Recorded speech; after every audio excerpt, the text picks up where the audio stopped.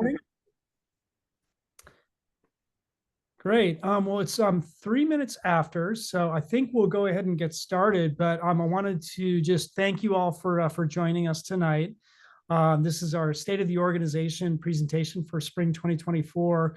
In a lot of ways, this meeting or this presentation is similar to our annual meeting, which is actually required by our bylaws that we do every fall. And it's a way that we update the organization on highlights and challenges and things that are going on in terms of organizational priorities. But it's also an opportunity really to have a conversation with members, because at the end of the day, the Mountaineers is about its community. And so we really want to hear from you on anything that's on your mind, suggestions, questions, ideas, et cetera.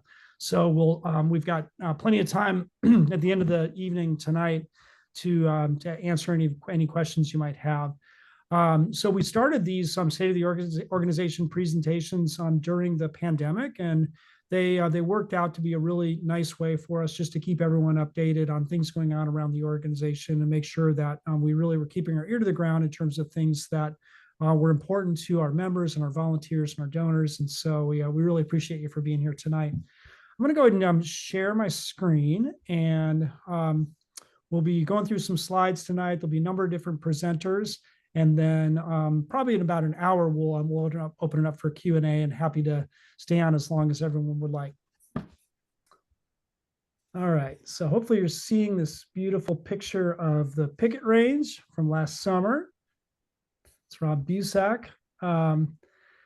I think I know most of you all, but my name is Tom Vogel. I'm the CEO of the Mountaineers. I've been in my role for about 8 years, and I really have the privilege of serving our community.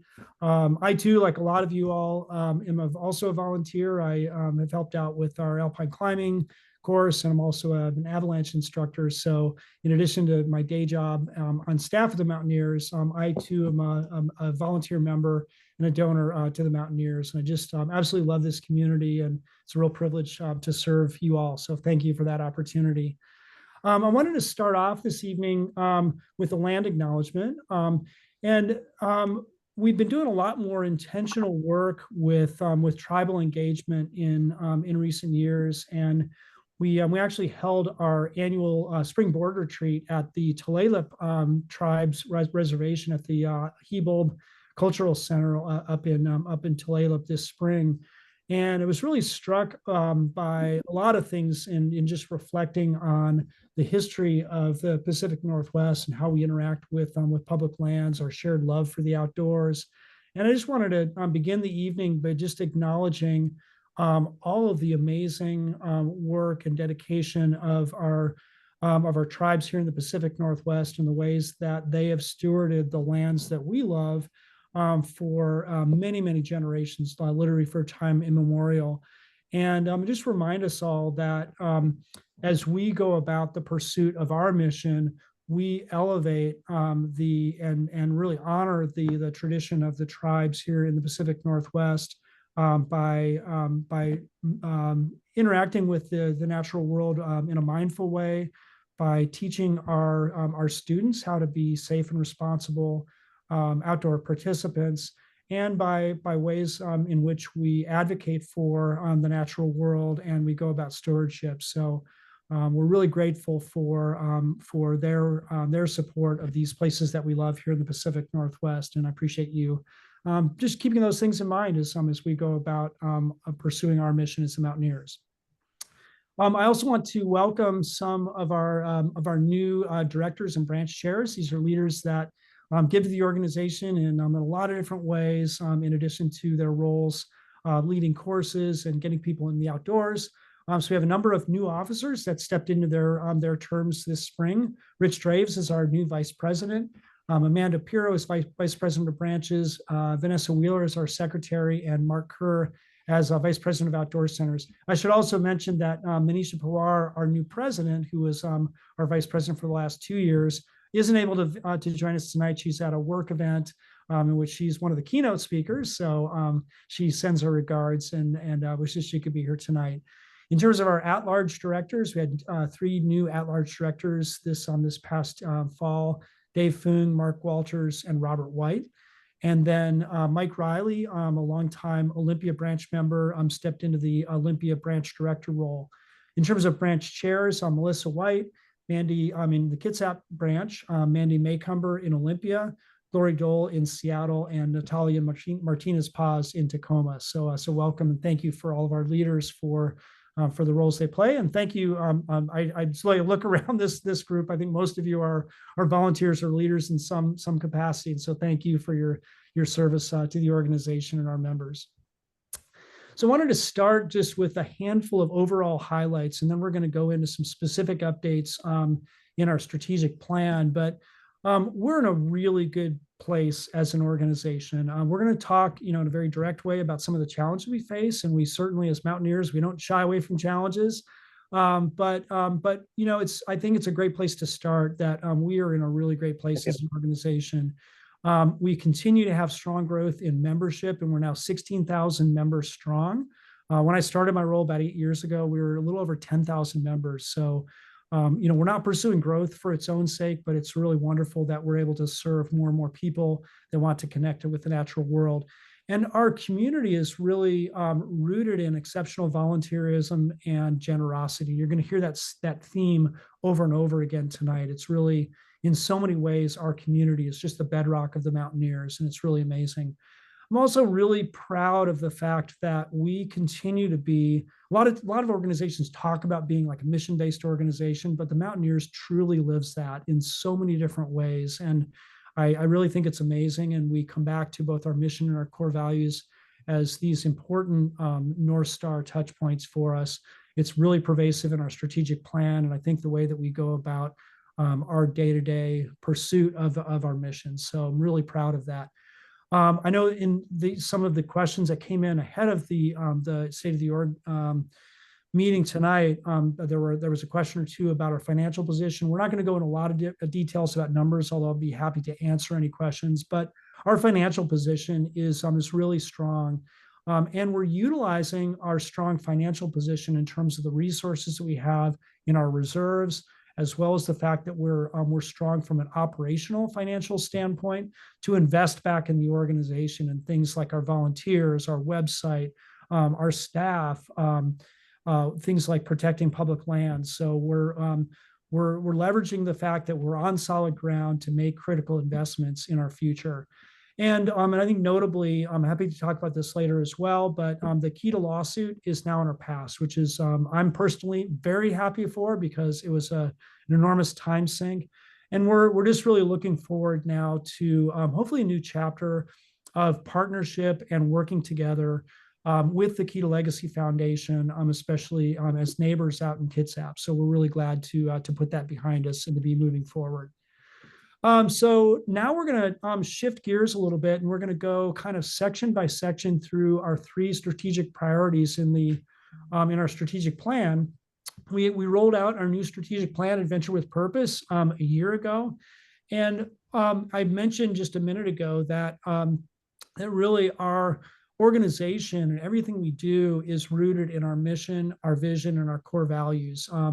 And so I think it's just a good reminder. I'm not going to read every word on this page, but these are really powerful words. And I would encourage you to go back and just periodically, read these things. We really sweated the details on every point that's on this slide, and they were important touch points for us in the development of the strategic plan. And we not infrequently, when we have a thorny issue we're working through or something, we come back and we really look at these individual values. We look at our mission, we look at our vision, and they really do serve as an important North Star to us.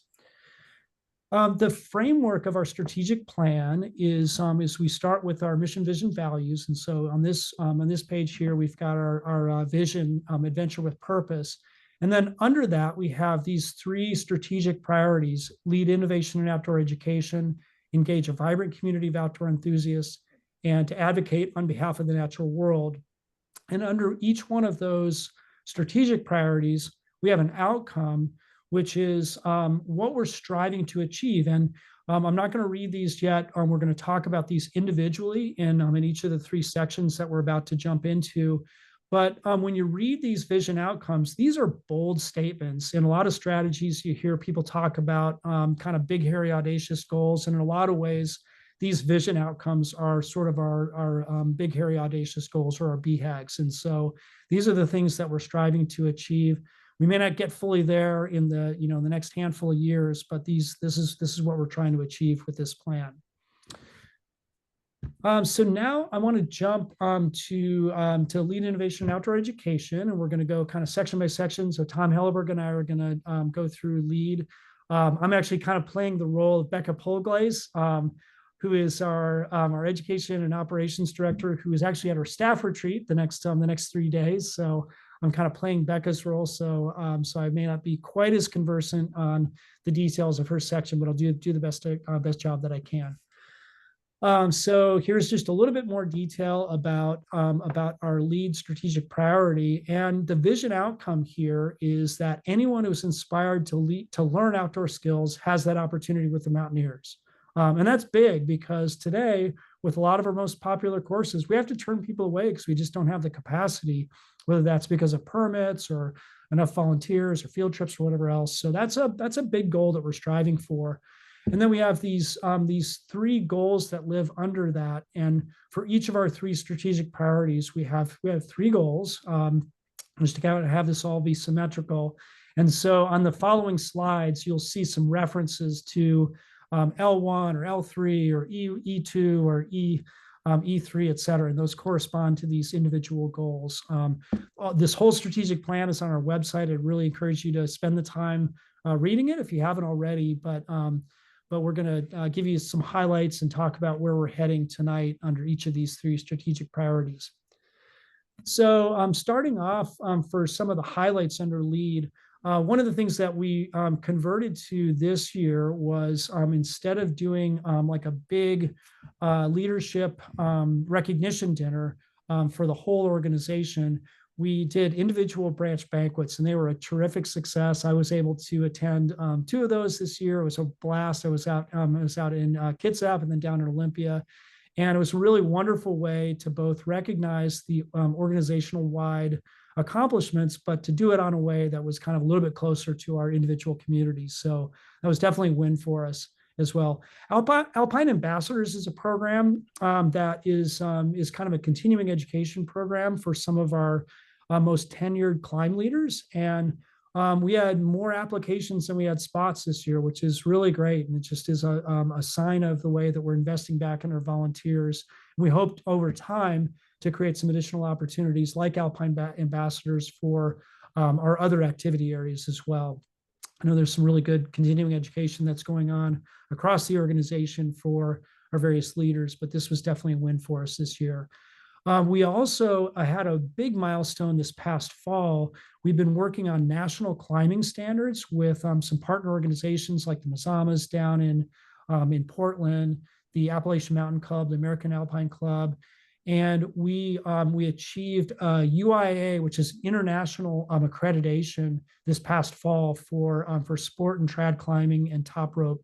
We're going to be working on some additional standards, but it's really a great example of the way that we're continuing to try to invest in the quality of our programs and doing that through standards-based approach. And then already year to date, participation in our leadership development program has exceeded the full year for last year, which is really great. So we've been investing a lot in creating courses and clinics and leadership conferences, and participation in all of those has already exceeded last year's full year by 11%, which is really amazing. In terms of some other highlights, we've increased our staffing for land manager relationships. Betsy will probably reference that a little bit later when she talks about advocate on behalf of the natural world.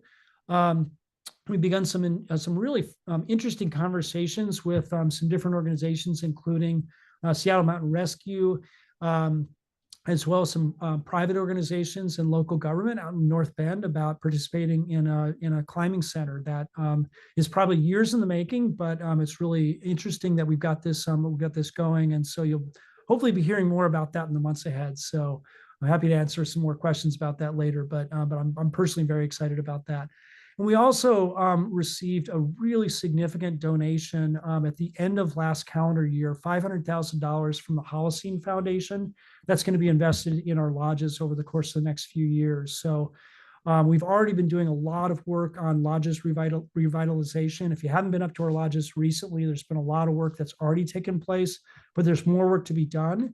And so this donation by the Holocene Foundation is going to be some really great seed money that we hope will actually attract maybe some additional donations, some participation in those projects. But it's really exciting that we've had this commitment to our lodges. And I'll kick it over to Tom Halibert to talk a little bit about some highlights in Mountaineers books that's a part of Lead Innovation and Outdoor Education. Thanks, Tom. So the L3 objective is kind of all about the category leading outdoor education titles. And I got to say, we have a wonderful season behind us, a wonderful season ahead, culminating with Freedom 10. And so a few titles here from the most recent seasons, the fall behind us and the spring that we're currently in the midst of. I wanted to call out Ian Nicholson's Climbing Self-Rescue here on the left. There you go. The Mountaineers Outdoor Experts series is kind of the elevated, deeper dive into specific disciplines. We had a little bit of a series refresh on that line in 2019 with Pete Whitaker's beautiful crack climbing edition, crack climbing book. And that kind of catalyzed a redesign of the series and then a hard look at how we're going to refresh and progress through that. And so Ian Nicholson's Climbing Self-Rescue is the first one out with the new black cover design endorsed by the AMGA, which is kind of a new objective here when we're going out with the expert guides to get those connections with other credentialing organizations. Very happy with that. We'll see more on that in a moment. We also have Jeanette Stowski's The Outdoor Leader, recently released. This is kind of the spiritual successor to John Graham's great outdoor leadership book. She is executive director at the Association of Outdoor Recreation and Education. And the book really builds upon kind of a broad spectrum of experts bringing different perspectives and approaches to outdoor leadership. So we think that's excellent. And then we have the new edition of Rob Casey's Paddling the Salish Sea. This is an expansion on the prior Puget Sound paddling book. Very excited to have that out. We can go to the next one here. Looking ahead, this is what I was foreshadowing with the continued refresh of the Mountaineers Outdoor Experts series. We've got Will Gadd's Ice and Mixed Climbing and new backcountry skiing from Martin Volk and Scott Shell and Margaret Wheeler coming out in the fall ahead of us. These are still a few months away, but it's when we commit to this kind of refresh, it takes a couple of years to get the titles spooled up. But once they start hitting, we get a fairly steady flow of books coming through. So we'll see these in the fall, and then this will continue into the spring and fall of 25. We also have Tammy Asar's refreshed Hiking the Wonderland Trail, second edition coming out in the fall. So it's a very good list, very dedicated to kind of the core mountaineering skills and education titles. And we can go to the next, and there is Freedom of the Hills, 10th edition is right around the corner. Files will be going off to the printer probably within a matter of weeks here. We'd given a sneak preview at a prior board meeting, but here is the finished cover of Freedom 10 featuring Dawa Yangsam Sherpa. Tremendous team effort here, driven by past President Eric Linksweiler and Laura Schauger on staff at Mountaineers Books, but the contributions across the membership and the committees and councils has been monumental. 5 years in the works from first kickoff meeting until this book is going to hit shelves. And there we go. And then in terms of some challenges, I said earlier, where we're not shying away from the challenges. There's been a number of areas from a staff bandwidth standpoint that was pretty challenging in our first and second quarters. I think a lot of you are aware that Jeff Bowman passed away in December, and that not only rocked our community from just a personal loss standpoint, and he's just was such a remarkable member of our community, but from a pure staff standpoint in terms of his role and the importance of the investment in our website and all the work that he was leading there. It's also been a difficult thing. So we're on the verge of hiring a couple of folks that are going to be taking on his role, but certainly bandwidth has been challenging in a number of areas, including with the loss of Jeff. Another area that is a priority for us, but it's been a challenge, is e-learning. We continue to want to provide greater support for our volunteers running courses and building out e-learning courses. SSO stands for single sign-on, and it's basically makes it an easier process to link together CoAssemble, which is our e-learning platform, with sign-on and registration on our website. And so that's been sort of an elusive project for us. We hope to get that done in the very near future, but that's been a challenge as well. And then Tom, I think this L3 is yours. Yeah, we are still emerging from a little bit of a new title production slump coming out of the pandemic. A lot of people thought, oh yeah, I'll use the slowdown here to sit down and crank out a manuscript, and they're taking care of kids, they're taking care of family, they're doing all the stuff that we all had to do during that. And so we had a little bit of a lull on new titles coming in during the pandemic.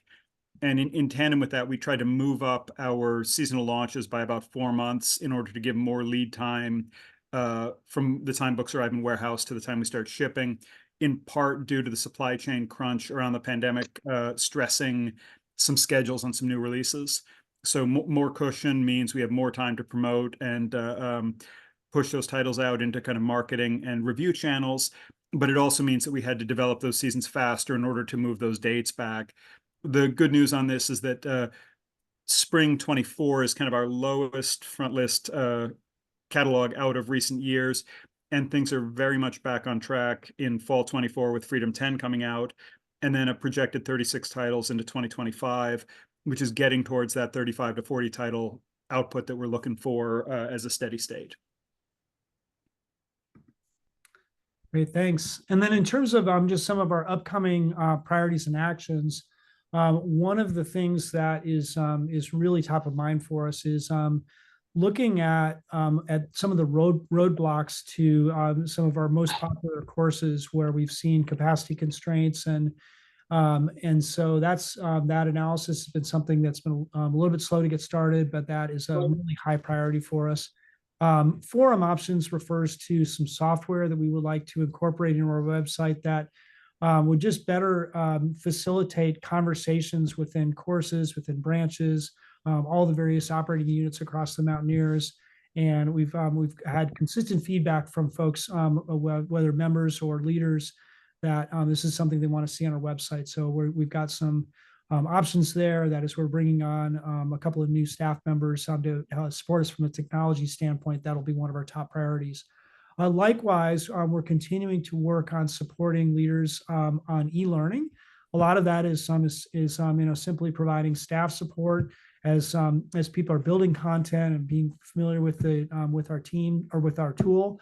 That tool is intended to really be kind of open source, where folks that are running courses and building courses have the ability to create e-learning content to augment what we're doing in person, and we want to provide staff support to help with that. And then the North Bend climbing facility is its early stage, but it's pretty exciting, and it's something that you'll hopefully hear more about in the months ahead. And so there's a number of us that are personally involved in that, and it's a really exciting opportunity for us. And then Tom, I think you've got the next two bullets, and then we'll transition over to advocate. Or, I'm sorry, to engage. We're expecting Freedom 10 in the warehouse come August, with a big launch in various ways in September. And we're excited about just having a kind of a launch party paired with events at the branches in order to both celebrate contributors and to kind of do a roadshow about what's new and different with the new edition. Great opportunity to get out there and meet with membership, meet with the branches, and really honor the contributions. Excuse me. Yeah. Thanks. Cool. Then we have an item here where we, as part of the 24 budget, we added one headcount in our design and production team at Books in order to better support both reprints and new title creation get a little more efficient and do a little bit less outsourcing. And we're happy to say that that hire was done as of April 1st, and things are trucking right along. Great. All right, I'm going to turn it over to Bree and Christina to talk about engage a vibrant community of outdoor enthusiasts now. Awesome, Tom. Thank you so much. My name is Bree Vanderlinden, she, her pronouns, and many of you, I've been serving you over the last year as your development director, and I'm now stepping into a new position as director of community engagement here at the Mountaineers. Tom will talk a little bit more, where we'll highlight that along the way as well. So Tom, go ahead and go to the next slide. So this is Tom previewed in the lead section. This is just a page directly from our strategic plan. Highly recommend that you read it or become familiar if you haven't already. This is the one-page view of our strategic priority, engage, and our vision of a future where every individual can find inspiration and belonging in the outdoors through Mountaineers community programs and books. The 3 goals we'll talk about tonight and that we've set to move towards this vision is cultivate an organizational culture of equity and belonging, expand youth programs to foster lifelong connections with the outdoors, and deepen our culture of giving back by providing new opportunities to contribute. So as you heard, we're going to be in the lead section, we'll share highlights, challenges, priorities. I'm going to hand off to my colleague Christina to kick us off.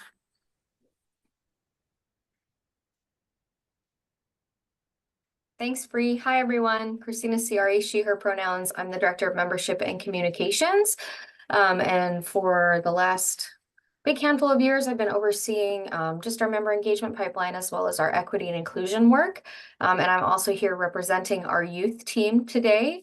So there's a number of great things we've been doing around engagement. We have continued to expand and hone in on our leadership development series. And we also expanded our leadership conference this year, offering for the first time 2 conferences, one in Seattle and one to South Sound. And we're looking forward to continuing to do that in the future. We're also having conversations around aligning our org-wide equity and inclusion strategies with existing branch level power structures to try to embed equity and inclusion lens at every level of our organization. And we have a new summer camp offerings this year. We're growing partner programs in the South Sound. So if you haven't seen, we'll be having summer camps in Renton this year, and we're also offering them on the east side to our Foothills branch. And just a quick shout out to Alpine Rising. This is by award-winning writer Bernadette McDonald. It's a timely and important book about the evolution of climbing in the Himalaya and in the Karakoram, focused on the relationship between people who live amongst these mountains and the people who came to climb them. And stories like this are one of the many ways that we amplify work from communities of people who've been historically excluded from the outdoors and to try to create an outdoors where all people feel belonging. Back to you, Bree. Thanks, Christina. I feel very official here. I think from a fundraising program standpoint and being able to offer community members a way to deepen their giving, we engaged in a philanthropic program review over the last year. While the Mountaineers has been around for 118 years now, I often have to pause and remind myself that we've only been a 501c3 since 2011, which is a relatively short time compared to the length of history of the organization. And a couple points along the way, we've engaged some outside expertise to help us evaluate how we're doing. We did this in 2017 when I first joined the team, and we received some great feedback. We were doing well, we are doing well, and at that time, we still had a lot of foundational building to do, and received some news as far as our growth and recommendations for doing infrastructure and investment in staff. And this last year, we engaged the same team again to see, like, okay, we're emerging out of a 5-year cycle, even through a pandemic. How are we doing? And one of the biggest takeaways, the headline of that report was, we're going from good to great. There's still a lot of foundational work that we can do, but we have even more confidence in our ability as a fundraising team and the way we can lean in to including that as part of the way we want to invest in our mission in the next 5 years and supporting the strategic plan. So part of that includes recommendations on leadership and culture building, our donor engagements. We we heard that we do a fantastic job focusing on relationships. I think that is something that we'll always hold as our North Star when it comes to community engagement and donor engagement, and communications as far as defining our unique value of as an organization and what our universal identity is. Well, we also received some recommendations to refine the way we are staffing the work. You know, as the program grows, I'm sure many of you have experienced, you may have a new position that takes on just a little bit of a couple of things, and it's exciting to see the program grow in a way where we can now start to refine those positions and focus our work in a more concerted way. And Tom will talk a little bit more about that later. The development committee has officially launched, which is very exciting. It had been silent for about 10 years, and excited to recruit some new members. If you or anyone you know would be interested in supporting that work, we're meeting virtually. We have morning meetings about once every other month at this time. So please reach out if you're interested in supporting that work as a volunteer. And then next, one of the most exciting things is to talk about our fundraising results. We are now stretching into $2 million of a philanthropic goal each year, which is incredible because I think we were just hitting $1 million when I first came on. Our Ridgeline membership was launched this year. We now have 74 households who are giving at the $500 level, which has already surpassed our goals, and we're only halfway through the year. Peak Society, which represents our donor households who give $1,000 or more, there's 367 families who give at that level.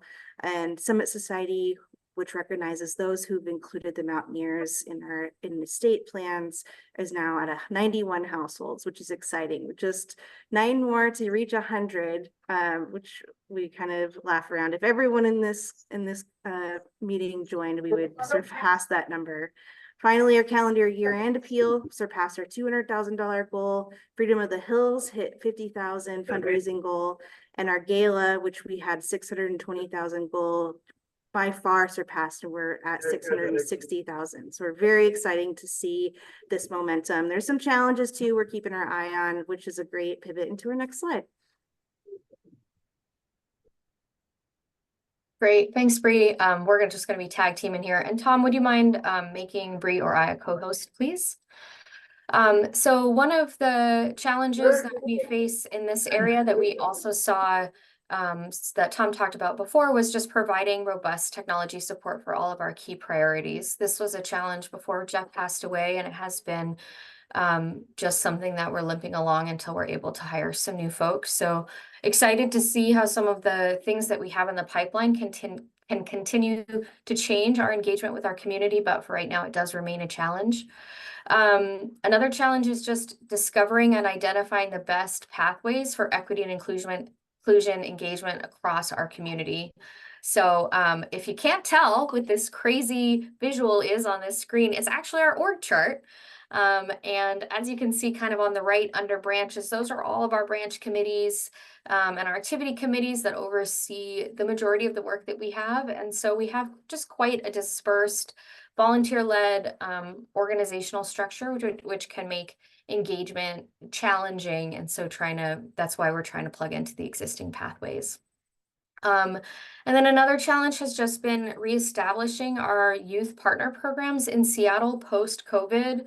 A lot of those programs were reliant on just kind of the momentum from happening year after year. And so restarting those, reestablishing the relationships with our partners has been a challenge. And as I said earlier, we're offering a new Foothills camp. We've had some challenges just getting momentum there as well. So if you happen to live on the east side, I-405, I-90 corridor, we have summer camp for you, day camp this summer for kids age 6 to 12. Please help us spread the word. Yes, please. Love to engage some more kiddos on the east side.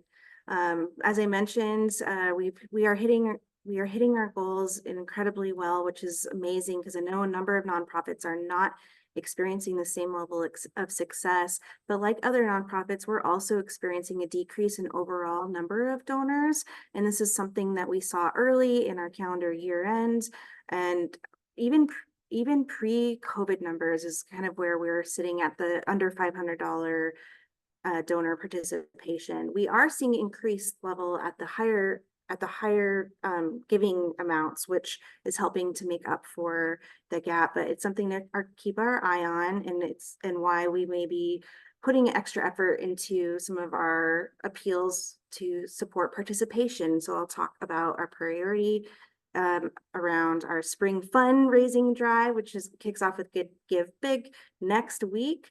And then, as I mentioned, the realignment and transition across multiple roles. So part of that is reimagining the member services team and the fundraising team as one big umbrella, and kind of wrapping our arms around what the member experience is to support ways to see folks who are members and volunteers and donors as one journey across the organization, instead of separating out into different pathways.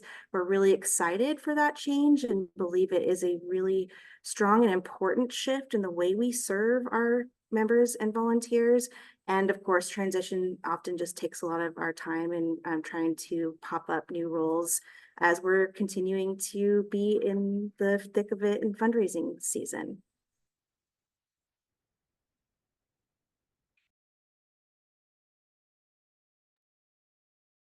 Back to you, Christina. Thanks. Apologies there. So our priorities, building these communication pathways, we've talked about that a lot. So that's what we're going to continue to be focusing on. Huge kudos to Robert White, who is the chair of our Equity and Inclusion Committee, leading this work. We're also continuing to focus on growing the cohort of volunteers engaging with our E&I e-learning courses and materials. We've focused a lot on creating amazing pathways. We have an emotional safety in the outdoors course, in addition to equity and inclusion sections of our leadership and instructional trainings. And we'd love to see broader adoption of these, and just folks more conversant in these topics and helping everyone feel belonging at the outdoors. This year, we also launched a sexual harassment and sexual assault prevention committee, which is just assuring that we are doing all the work we can to keep people in our community physically and emotionally safe. And then we're going to continue working on re-engaging with our partner organizations and training and developing youth-specific leaders to help support our youth-led programming. And as we work on sharing out the impact of the work that you make possible, we're excited to share that our impact report for the fiscal year 23 was finished today. So look for that hitting your inbox. Is the earliest we've had it prepared since 2018, I believe. So very exciting that is moving forward, and excited to share with you so you can have numbers as far as what has been made possible over the last year. We will continue to engage in community listening. I think Tom, myself, Alfie, and anyone on our team is interested in hearing what your experience is like, and any feedback that you have on what it's like to be a member and a donor at the organization. I already had previewed our Give Big. Give Big kicks off our spring fundraising drive. Our goal is to engage 300 members. We're going to be launching a 2024 Supporter Adventure with Purpose badge as a sticker that you can get for participating, one for you and one for a friend. And then we'll continue to work on reimagining our community engagement team and putting together an events calendar for folks over the next year. And finally, next slide. We have some upcoming events. I already talked about our spring appeal. May 28th, you can visit Third Place Books. Craig Romano will be talking about his new day hiking Columbia River Gorge. We have a spring gear grab here at the Seattle Program Center, always popular. I'll drop the link to the events calendar in the chat. We have a donor and volunteer block party that's to honor and appreciate our donors who are giving at the $250 level, as well as our key leaders and super volunteers. And then Betsy and team will be putting on a program update, a virtual event on June 4th. She'll talk about that later. And I think that concludes our engage section. Thanks, Christina. Thanks, Bree. I'm going to turn it over now to Betsy Rodley, who's our Conservation and Advocacy Director. Hi, everyone. My name is Betsy Robley, she, her. I am the Conservation and Advocacy Director, and I'm presenting on our Advocate section of the strategic plan. Next slide, please. So our vision outcome for Advocate is that our community makes a meaningful, enduring impact in protecting our planet and the outdoor experience. And we have 3 goals under that vision outcome. The first one is around achieving high impact outcomes for conservation and sustainable recreation access through new and deepened partnerships and policy expertise. The second goal is all about inspiring and equipping our community to be highly effective advocates for climate and the natural world. And the third goal is to act urgently to minimize our organization's impact on the environment. Next slide. So highlights from our conservation and advocacy work this year. We have had a number of successes getting some of our priority pieces of legislation passed. The first one is a bill called the Explore Act, and that's a bill that recently passed the U.S. House of Representatives. Still needs to pass the Senate, but passing the House was a huge step.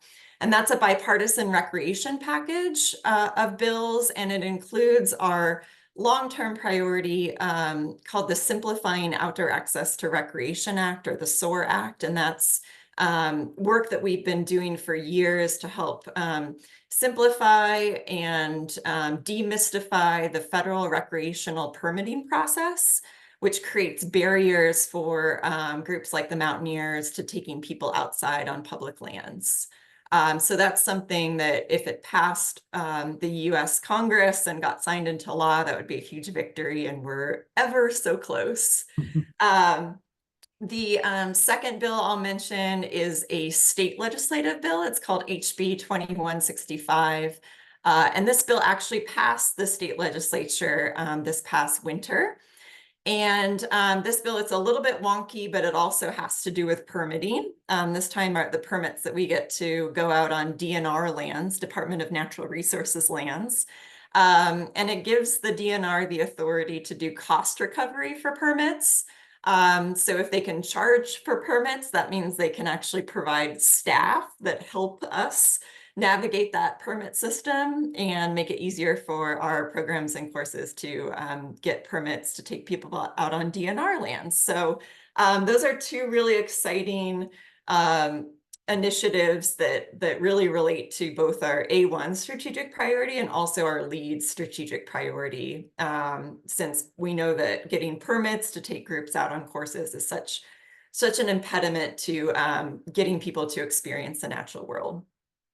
Second exciting highlight of the past year is we've really deepened our tribal engagement. We've been working with partner organizations in Outdoor Alliance Washington, which is a coalition of outdoor recreation organizations we lead in Washington. And we've really been investing in the ability to build relationships with local tribes and support their conservation priorities, and discuss how we as the Mountaineers and other organizations can help advance their priorities, either through educating our community to be responsible recreationists, as Tom mentioned at the beginning, or advocating together for funding to preserve our natural spaces. Third exciting initiative under the A1 goal is that we are representing outdoor recreation on the Northwest Forest Plan Federal Advisory Committee. And by we, I mean me. I'm sitting on this Federal Advisory Committee that's made up of 22 members who are advising the Forest Service on reforming how land is managed throughout our national forests in Washington, Oregon, and Northern California. It's a forest plan that hasn't been updated in 30 years, and so we need to update it to address the threat of climate change and wildfire. Lots of exciting work going on there. So moving to our A2 goal, getting our Mountaineers community to advocate for conservation and recreation. We have a new e-learning course. It's called Advocacy 101. You can see the badge right there on the right-hand side. And this was released in January. We've had just over 50 people graduate from the course and another 100 people sign up to take it. This gives our community just all the basics on how to be an effective advocate. So really recommend folks checking that out. Another success this year is the publication of the book Salmon, Cedar, Rock, and Rain. This is a wonderful book that talks all about the Olympic Peninsula and how people can appreciate that landscape and advocate to protect it, including one of our other main policy priorities, the Wild Olympics, Wilderness and Wild and Scenic Rivers Act. And then finally, in terms of our A3 goal, we are excited to announce that our Tacoma Program Center is officially net zero. So it has solar panels on the roof and energy efficient appliances, even a battery bank that allows it to be powered exclusively from the solar panels in the event of an emergency. And so we're really proud that we have our first program center at the Mountaineers that is net zero carbon emissions. So challenges in terms of our A1 goal, I'm sure if you've been following the news, there are just some increasing limitations on access. And I would say that's both a challenge and an opportunity. It's a challenge, for our programs and courses, just a little bit more challenging to navigate that red tape and bureaucracy to be able to get people out on public lands, challenges for our members as well. But it's also an opportunity for us to advocate for the needs of our community and also the needs of the natural world, to both balance recreational access along with conservation and protection needs. This should come as no surprise to anyone, but advocacy in an increasingly polarized country is a big challenge. We have had some amazing successes at the federal level. I mentioned the Explore Act, and that's because outdoor recreation is a bipartisan issue. It's something that we see success in both Democratic and Republican administrations. But it's just harder to get anything done in Congress, including bills where everyone agrees it's a good thing and wants to move them forward. We're seeing more opposition to new wilderness proposals, and so that's just some headwinds we face as we try to advance our priorities in Congress. In terms of A2, engaging our members, throughout the last few years, we've seen declining engagement in our action alerts, and that's something we're not exactly sure the root cause. It could be because everyone is just flooded with email and they don't necessarily see our action alerts come through. It could also be that there's maybe this sense that taking action on conservation issues isn't quite as urgent right now as it maybe was during the previous administration. But that's just something that we're watching, because our effectiveness as advocates really relies on more people in our community taking action and making their voices heard. And then finally, in terms of our A3 goal on carbon footprint reduction, we've had huge success in Tacoma. Our next effort is making our Seattle Program Center carbon neutral. But that requires a much more significant financial investment. And we have a few ideas for ways that we can meet that, but it remains a slightly higher barrier to get there in Seattle than it was in Tacoma. So priorities and actions we're focusing on, we are going to be pushing hard to pass the Explore Act and other priorities through Congress before the end of the year. We're going to go into a bit of a lull during election season, but then things are going to get fast and furious at the end of the year as we try and pass as much as we can before the next Congress takes over. So really keep an eye out after the election for our action alerts, so you can speak up and take action then. The Northwest Forest Plan amendment is happening. We're expecting to see a draft environmental impact statement out this summer, and we'll be sure to let our community know about that when it happens. The best way, by the way, to know about all of these things is to subscribe to Conservation Currents. So make sure you get that e-newsletter of ours. It comes out on the 22nd of every month.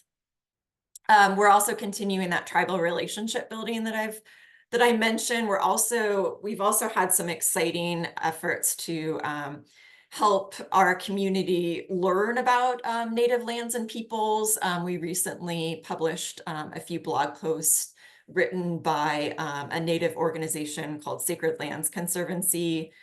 Just published a blog on tribal treaties of the region and what they mean for the outdoor landscapes that we all love and our relationship to them. So highly encourage you to check them out. As Bree previewed, we have a conservation and advocacy virtual event coming up on June 4th. I'll drop the link into the chat to register for that after I'm done presenting, but really encourage everyone to come out for that if you're interested in learning even more about our conservation and advocacy work and opportunities to take action. We have a new opportunity with Outdoor Alliance called the Grasstops Collective, which is engaging some of our members in this kind of elite training program to learn advocacy skills along with outdoor advocates from across the country. And we're excited to share, this hasn't been announced yet, so it's a sneak preview, but our very own Danielle Graham from the Mountaineers is going to be participating in the first cohort of the Grasstops Collective. And so she's going to be learning all about how to be a super advocate, and we'll be traveling to DC with us in September to advocate on Capitol Hill. Also exciting news, the Big River book, which you can see there on the right-hand side, is going to be released this year. It's a book, beautiful book about the Columbia River, another very current conservation topic. David Moskowitz is the photographer for that one, so highly encourage you watch out for that when it comes out. And then last but not least, we are going to celebrate the Tacoma Net Zero achievement sometime this summer. So watch out for that celebration to be announced. And we'll also be working towards next steps on reducing our carbon footprint of our Seattle Program Center. And then the next slide is just another pitch to save the date for June 4th. Join our spring conservation policy and advocacy update event, and the link is going in the chat momentarily. So that's it for me. Happy to answer any questions about any of that when we get to our Q&A section. Thanks. Thanks much, Betsy. Great work. Last but certainly not least, I wanted to give a quick update. It's been referenced a couple of times about a recent realignment that we made as part of our staff team. I think many of you know our staff pretty well, and it's one of my favorite parts of my job is working with just such an incredible team. And one of the things that I admire most about our staff team is just how committed everyone is to supporting our mission, our community. It's a really, really talented, committed group of folks.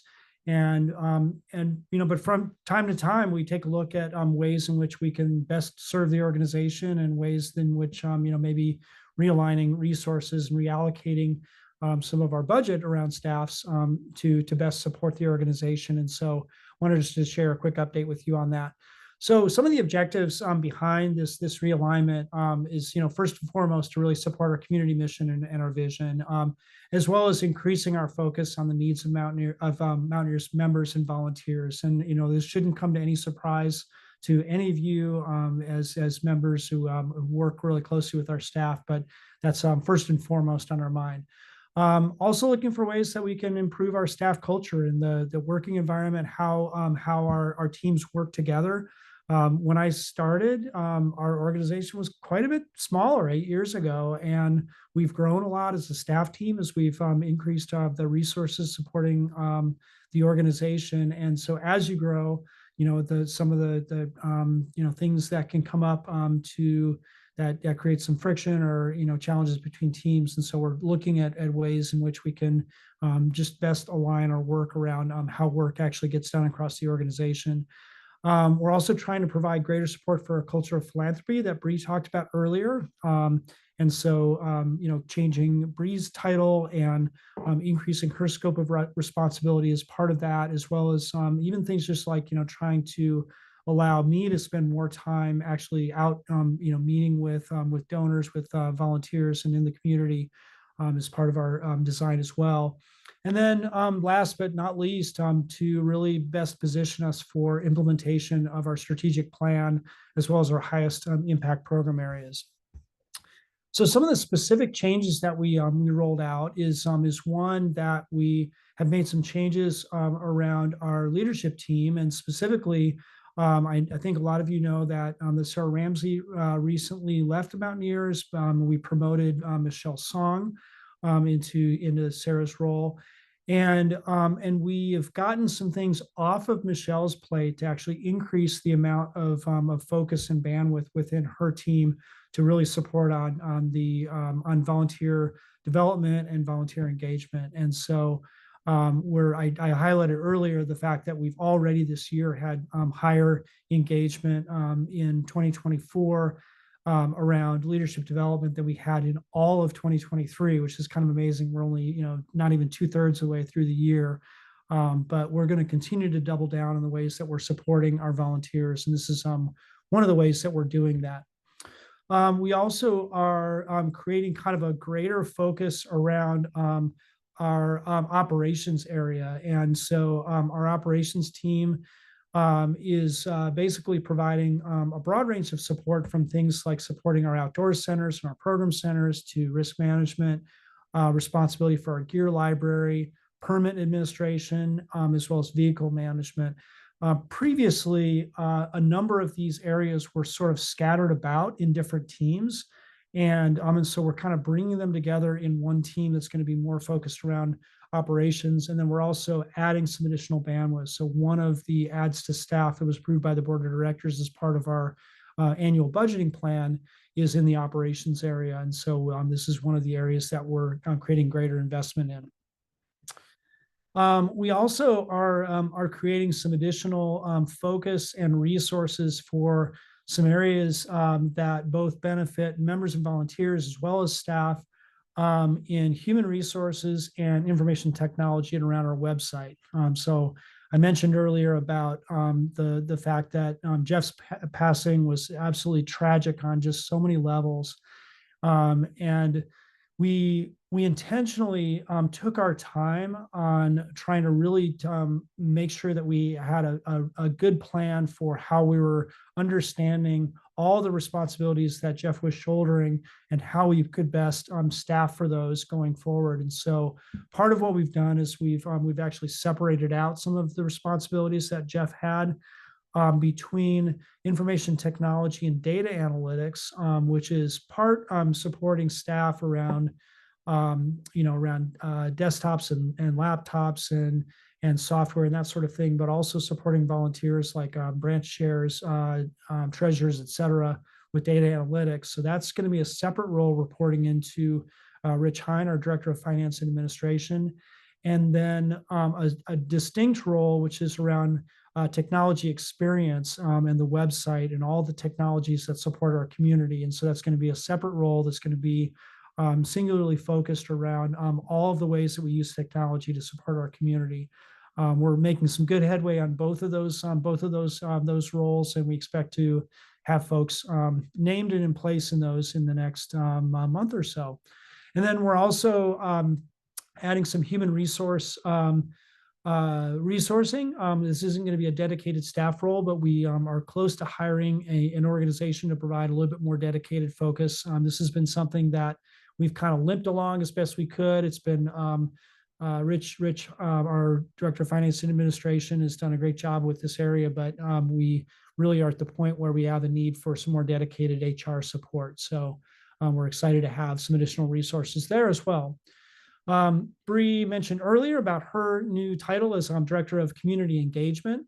And this is a pretty big change for us, taking what was previously our development team that's grown literally from a department of one 12 or 13 years ago to a more specialized department, and growing our philanthropic capabilities that really fuel a lot of the mission driving important impact areas that we have that we couldn't do otherwise if we didn't raise money. But it's also incorporating some really important areas like our events, ways that we engage our community through things like the Gala, Banff, Be Wild, our Beta and Brew series, et cetera, as well as communications and then membership. And so part of the goal here is really to have a more holistic focus on how we are engaging and supporting members of our community. And we really are excited and grateful for Bree to step into this broader leadership role. So thank you for that, Bree. With that, I think we are ready to stop talking at you, and I'm gonna stop this screen share. Even though I love this picture of Felicia, I get a big smile on my face every time I see this. But I think we're gonna stop sharing now, and I will also stop recording. And we'll open it up for Q&A or for comments.